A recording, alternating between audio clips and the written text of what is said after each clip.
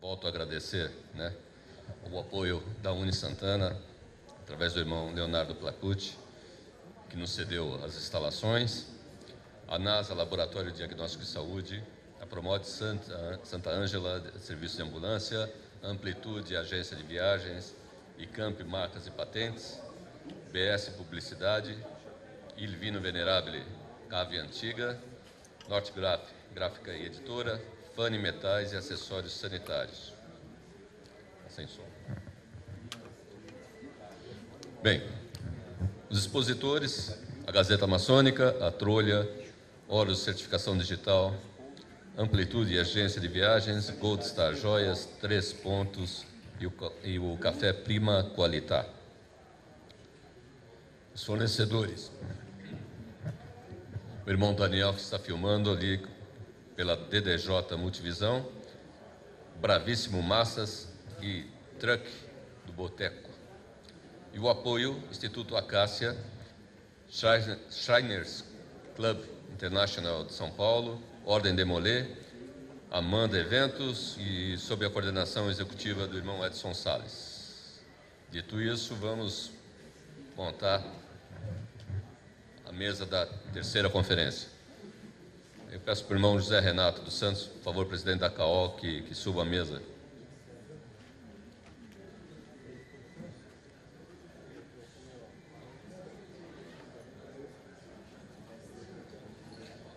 Palmas para o irmão José Renato.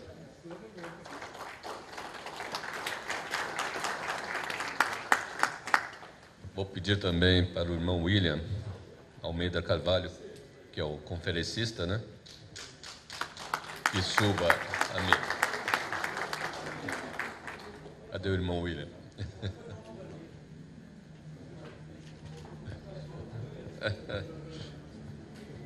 Bom.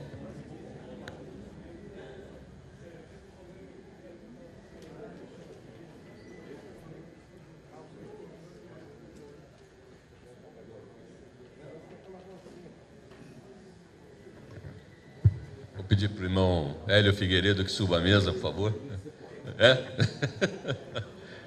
Por favor. O William foi... Alguém foi chamar, por favor. No camarim, exatamente. Olha lá. Irmão William, por favor. Palmas para o irmão William.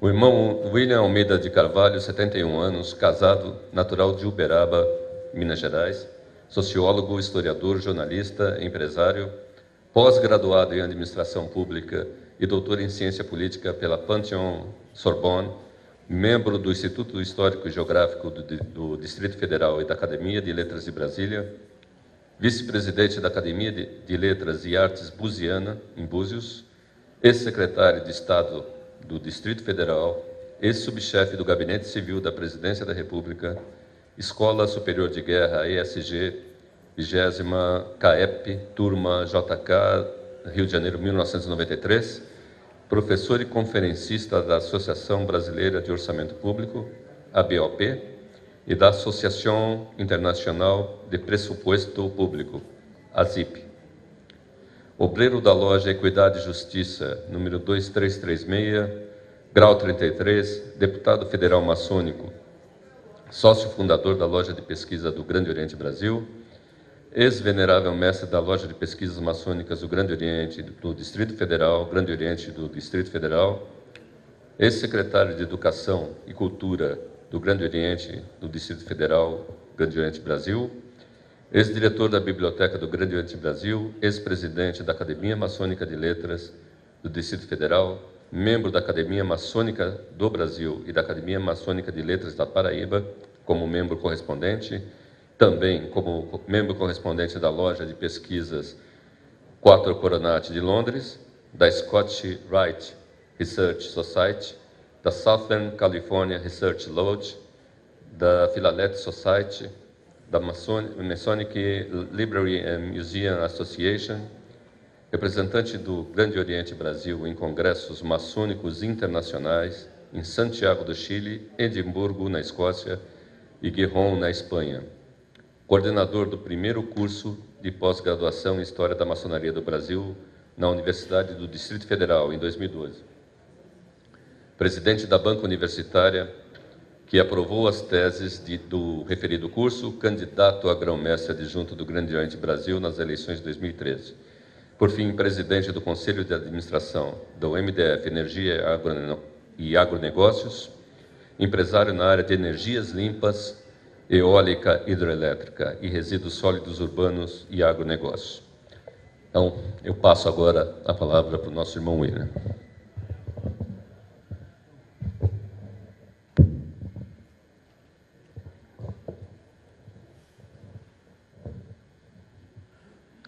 Dom José Renato, coração e mente da Jornada Maçônica de São Paulo, e aqui eu tenho uma crítica a fazer. Vamos mudar o nome. Quando começou era de bairro, depois foi Jornada Maçônica de São Paulo, já é Jornada Maçônica do Brasil, e futuramente da América Latina. Então trata de mudar o nome aí, porque é um dos maiores eventos culturais latinos nosso aqui. Como é que é, Rudy? Ornada? Ornada. Aí, bonito. Dá para apagar essa luz aqui para dar contraste?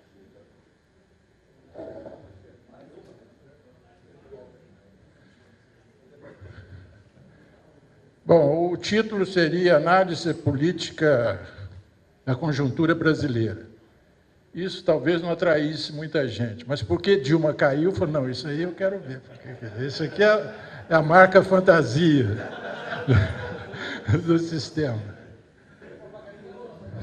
Bom, tem aquele negócio que maçonaria a gente não deve discutir política e religião. Não deve discutir política partidária, né? Porque isso aí gera emoções. É melhor proibir.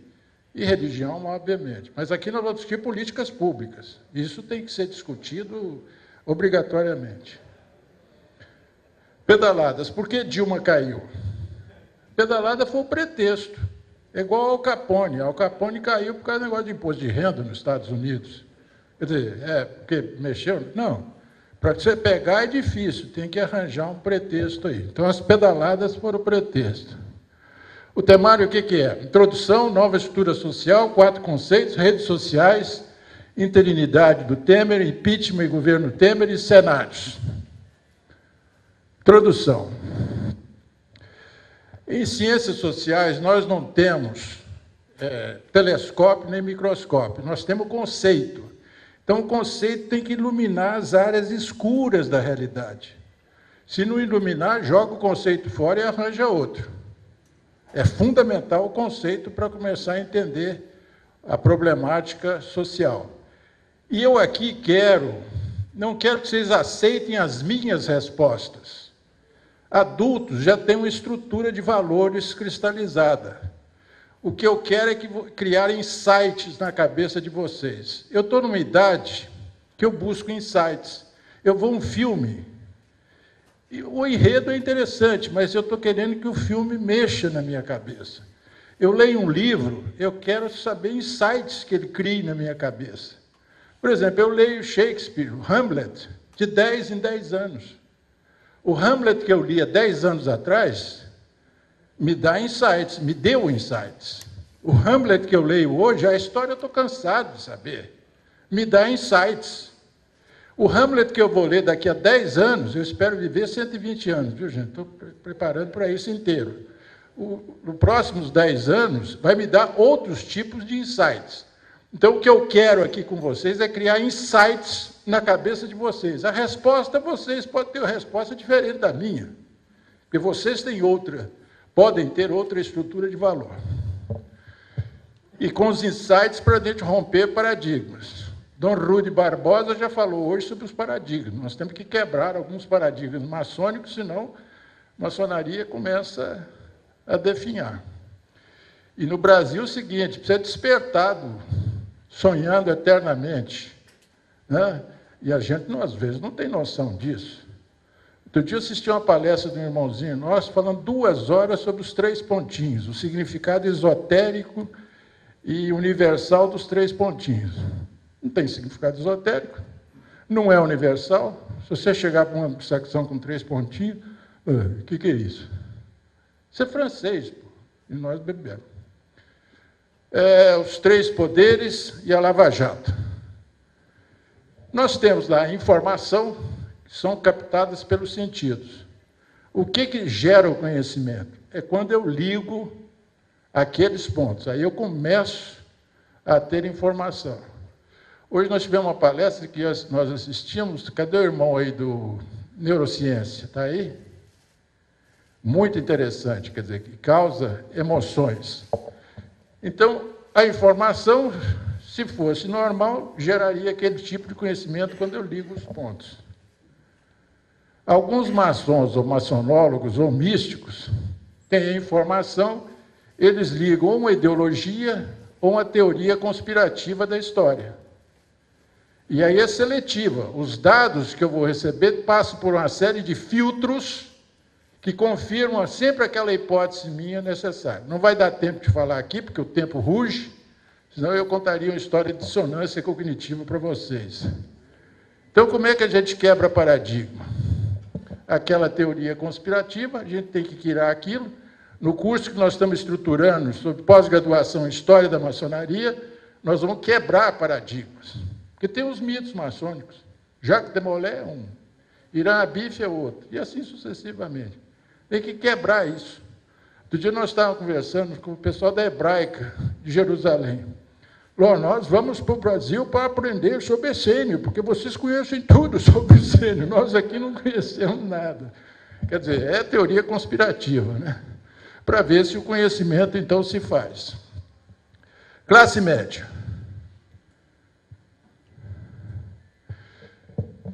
Todo mundo pensa que a classe dos generais, a classe dos políticos, a classe dos médicos... Não, isso são grupos sociais. Classe tem que ter propriedades privadas no sentido. O presidente da Federação de Bancos Brasileira é de uma classe. O presidente dos Sindicatos Metalúrgicos de São Paulo é de outra classe. Nós, da classe média, não temos propriedade? Temos. Temos a nossa casinha, o nosso carrinho, às vezes uma casinha de campo, mas são pequenas, são grandes propriedades. Então, quando eu falo assim, liberdade, igualdade e fraternidade, naquela época, para quem, cara pálida? Para quem tem propriedade.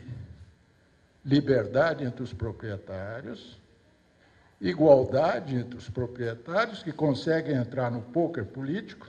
Para sentar na mesa tem que ter propriedade. E, se possível, fraternidade. A Constituição dos Estados Unidos, a Revolução Norte-Americana, um grande avanço no panteão das ideias políticas mundiais. Não existia um presidencialismo, mas nasce com um pecado original. We, the people, né, os americanos gostam muito disso. Que povo é esse? Os proprietários. O escravo, além de não ter propriedade, era propriedade de alguém. Então, nasce com o pecado original. Depois, guerra civil, década de 60, revoluções de rua e tal, para conseguir os direitos dos negros, e até hoje estão lá embasbacados com aquele negócio lá. A classe média, só para vocês terem uma ideia, quando a classe média é pequena, os poderes constituídos deitam e rolam em cima da nossa cabeça.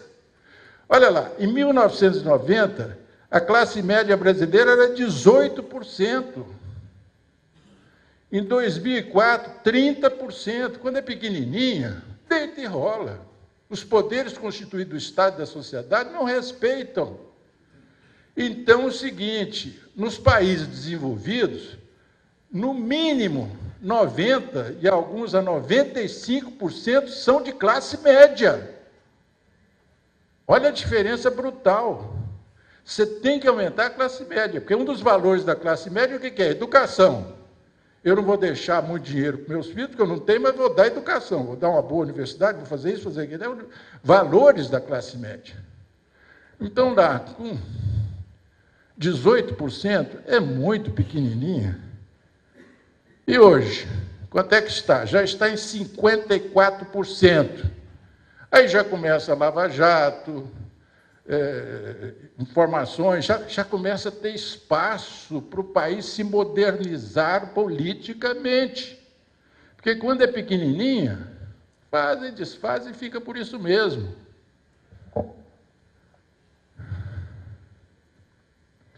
Olha lá, classe média já está em 54% já. Classe alta, uns 40 milhões, 20%. Classe baixa, pobreza absoluta, 28%. Isso aqui é que tem que elevar e jogar para a classe média, que está sendo feita nos últimos governos. Então já está em 54%, olha como é que vem diminuindo a pobreza absoluta, aumentando a classe média. Está crescendo, olha lá. Isso aqui é um dado aterrorizador.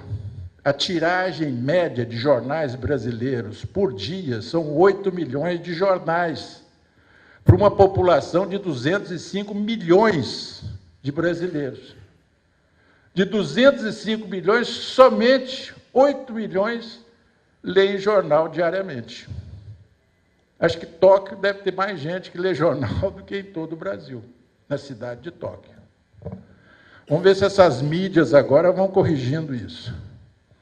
4 conceitos que eu quero conversar aqui com vocês. A Lava Jato, o presidencialismo de coalizão, a judicialização da política e a participação social e rede social que Dom Ruy de Barbosa começou a arranhar hoje na parte da manhã. Lava Jato. Isso aqui é a visão hilária da Lava Jato. Um gari lavando um jato, né? Agora, para os políticos, o que é o Lava Jato? É um tsunami. Sai de perto, porque é bom arrebentar com tudo. E quem controla o tsunami? Quais são as características da meninada que o Lula fala que está cafungando nele, né? Vários têm pós-graduações em países anglo-saxônicos, Estados Unidos, Reino Unido e a OCDE.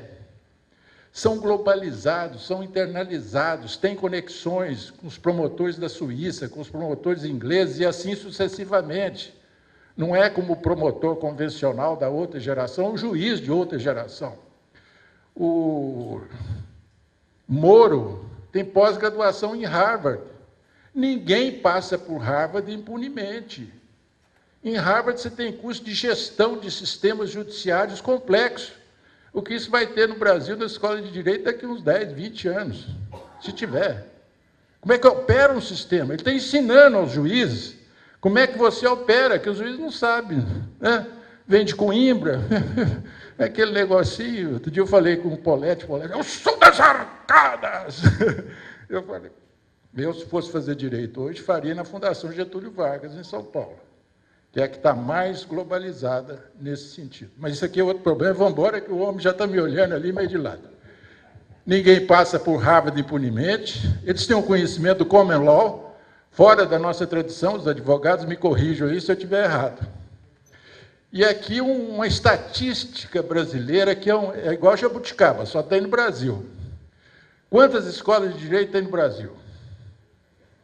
Até ontem à noite, tinha 1.272, ontem à noite. Podem ser que criaram 3, da noite para hoje. Nos Estados Unidos tem 68 law school. No Japão tem 128. No mundo, não chega a 1.100. O Brasil tem mais escolas de direito do que em todo o resto do mundo. Aqui é o país dos advogados, né? Bom, são da geração milênio, são multidisciplinares, são globalizados. A Renato já está me olhando meio aqui de lado para me dar roda. O modus operandi, vocês já sabem como é que opera o sistema, as conexões, as redes, o esquema de recursos da Petrobras, como é que foi, Ministério Público, Polícia Federal, Justiça Federal, Receita Federal e por aí vai. Como destruir a Lava Jato? Na Itália destruíram.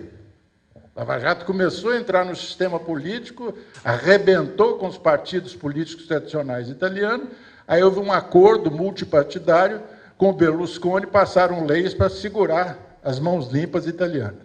Então, vou dar a receita aqui para acabar com a Lava Jato. Quando vocês virem no jornal que reeditar a PEC 37, nas movimentações de rua de 2013, estava lá, não tinha-se consciência muito disso, não, a PEC 37, o que é? É a mordaça nos procuradores, tirar a autonomia dos procuradores. Quanto mais poder tiver o Estado patrimonialista, você não quer entidades de Estado ficando com autonomia. Tira a autonomia deles e segura o sistema. Então, quando vocês ouvirem que vão reeditar a PEC 37, que é a PEC da mordaça, para amordaçar os procuradores gerais da República, pode acender o sinal vermelho que já começa a destruir. Amenizar a delação premiada. Não, a delação premiada, tira isso, tira aquilo. É um instituto fantástico, que com isso é que você pega a máfia, é que você pega esses esquemas de corrupção. Sem a delação, como é que você vai provar? Né? Corrupto burro nasce morto. O corrupto, normalmente, é um ser inteligentíssimo. Descriminalizar o Caixa 2. Eu pus isso aqui há 2, 3 dias, 4 dias atrás, tentar, na calada da noite, zerar, falou, ó, perdoa o passado, começa a vigia daqui. Não conseguiram. E anular a condenação em segunda instância. Porque, com bons advogados, eu quero ir para o Supremo, a última instância. Porque o Supremo não tem estrutura para penalizar esses tipos de crime. Vamos ver como é que eles vão fazer isso agora. Bom, então, o primeiro conceito, né, que é o presidencialismo de coalizão. Que bicho é esse? Um colega nosso, Sérgio Abranches, que é um cientista político, cunhou esse conceito em 1988. O que que diz? O presidente da República com mais votos do que seu partido recebe para o poder legislativo. Vai ter que compor com o poder legislativo. É o Collor, eleito por um pequeno partido desse tamanho, e o Congresso estão os grandes partidos lá. Como é que você faz para governar? Você tem que ter passagem, massa de manobra no Congresso. Então, você vai ter necessidade de alianças políticas no Congresso Nacional. Esse é o conceito básico do presidencialismo de coalizão. Ele foi fragmentado e caótico no governo Collor e no governo Dilma. Tudo isso que eu vou falar aqui, vocês sabem, vocês viveram isso nos últimos anos. Eu vou só dar uma reordenada com alguns conceitos de ciência política para iluminar determinadas frestas obscuras. Fenômeno recorrente que o coloca permanentemente em crise. Desorganização, infidelidade partidária, indisciplina. E o elemento estabilizador capaz de garantir a estabilidade, que foi no governo Fernando Henrique Cardoso e no Lula. Funcionou aqui, não funcionou lá. Está claro isso? Então, o presidencialismo de coalizão ou depende da personalidade do presidente, ou depende do modo de enfocar o Congresso, pode funcionar ou ser altamente disfuncional. E nós vamos ver que com Dilma ele foi disfuncional. O incômodo perante a cidadania e a opinião pública. Custos crescentes de fragmentação partidária. Meu Deus, tem 37 partidos políticos no Brasil. É outra jabuticaba, só tem no Brasil. Ah, mas os Estados Unidos também tem vários partidos políticos, mas ninguém não tem fundo partidário para tirar dinheirinho, para comprar avião, para fazer isso, para fazer aquilo e tal. Dinheiro do Estado, dinheiro do contribuinte. Não tem não, quer montar, monta, mas arca com as consequências. E não vem pedir dinheiro que não tem. Desorganização administrativa pela distribuição de cargo no governo. Ah, eu apoio, mas eu quero um ministério. E com porteira fechada. Porque, normalmente, o que se faz? O presidente negocia com um partido um ministério, mas ele põe o secretário executivo, que é o homem que detém as rédeas do poder ali. E os partidos políticos, um ou outro cargo. Aqui não, quero porteira fechada. Eu nomeio todos. Isso aí já é característica da decadência do presidencialismo de coalizão. E uma propensão à corrupção. E a opinião pública está observando isso. E na medida que aumenta a classe média, vai aumentando cada vez mais os olhos sobre o governo e sobre a sociedade. Derrapagem do Supremo. O Supremo Tribunal Brasileiro deu uma derrapada violentíssima. Por quê? Tinha cláusula de barreira que veio em 1995. Para você montar um partido político, você tem que ter 5% disso, mas aqui não pode ser, eu quero um partido político, entra aí e vai no guichê para receber o dinheiro. Aí o Supremo se reúne e vão votar, o Marco Aurélio chega, isso é antidemocrático essa cláusula, temos que derrubar essa cláusula. Então, e os outros ministros que não entendem nada disso também investem nisso e vão embora. Como é que eles consertam isso agora? Como é que eles consertam isso agora? Essa derrapagem, essa loucura que eles fizeram. Olha lá, Câmara dos Deputados, 2002, 2006. STF, derrapagem em 2006. Em 2006 tinham 29 partidos, 7 com acesso ao fundo partidário. Em 2016, 35 partidos políticos. Como é que conserta essa defecada do Supremo Tribunal Federal? Fragmentação em razão do baixo custo de criação de novos partidos políticos. Tem que ter custo para criar partido, para impossibilitar, senão fica ingovernável. Falta de barreira para a competição eleitoral. Então, eu estou dando os conceitos para vocês de ciência política, depois nós vamos aplicar isso à realidade. Eu estou dando conceitos históricos. Olha, começou aqui, a cláusula de barreira foi derrubada, então... Olha os partidos existentes, os 35. Olha os pedidos que estão para chegar. Estão quase prontos. Partido Pirata, Libertário da Ação Libertadora Nacional, não é humorismo barato, não, é verdade. Está lá registrado no Tribunal Superior Eleitoral. Partido Cristão, Nova Aliança Renovadora Nacional, Partido da Defesa Social, Partido da Construção Imperial, até os monarquistas também vão querer o partido político deles. Virou casa de mãe Joana. É a jabuticaba brasileira, mais uma. Então, vocês dominando... Aí até o Einstein pediram para ele explicar aqui como é que os partidos políticos brasileiros, a equação de funcionamento, né? E a corrupção se alastra, que vai ficando cada vez mais difícil o presidencialismo de coalizão. Profusão de casos de corrupção, financiamento público, só no Brasil, Caixa 2, estatais, e agora já tem o Caixa 3. A Petrobras tem Caixa 4, tinha Caixa 4. E o sucateamento da infraestrutura, aeroportos, energia elétrica, rodovia, estrutura cara e qualidade duvidosa. Deus é, Renato. Eu estou acabando. Conclusão parcial. Perda de legitimidade do sistema político. Isso está levando à ilegitimidade do sistema político. As pessoas têm que acreditar em alguma coisa. Se desacreditam, aquilo vai perdendo valor. Mais no PT do que nos outros partidos. Perda de mobilização política do PT. Necessidades urgentes. Reinvenção do político, após o tsunami. Reforma do sistema político, parlamentarismo e voto distrital misto. Não vai dar para falar nisso, porque o nosso tempo é curto. Vamos ver a judicialização da política. É outro conceito básico para nós aplicarmos à realidade, para vocês entenderem o que está se passando. Depois que eu explico isso, você falou, é óbvio, William. Eu leio o jornal agora, está óbvio. É óbvio porque pôs os conceitos aqui para fazer. Supremocracia. Conceitos, custos judiciário e controle externo. E uma radiografia rápida.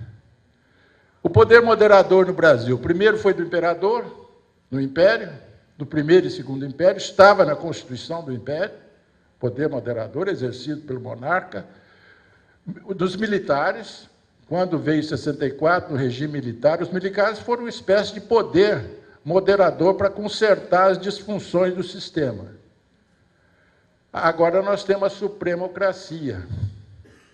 Quem é que derruba veto do Supremo Tribunal Federal do Brasil? Não há força no universo que consiga isso. A judicialização significa que algumas questões de larga repercussão política ou social estão sendo decididas por órgão do Poder Judiciário e não pelas instâncias políticas tradicionais, o Congresso Nacional e o Poder Executivo. O Judiciário rouba, né? Você perde o equilíbrio dos três poderes da República. Esse é o fenômeno que nós estamos assistindo. A judicialização não é um mal em si, o problema é o ativismo judicial, que seria a vulgata da judicialização, crescente no cenário institucional brasileiro.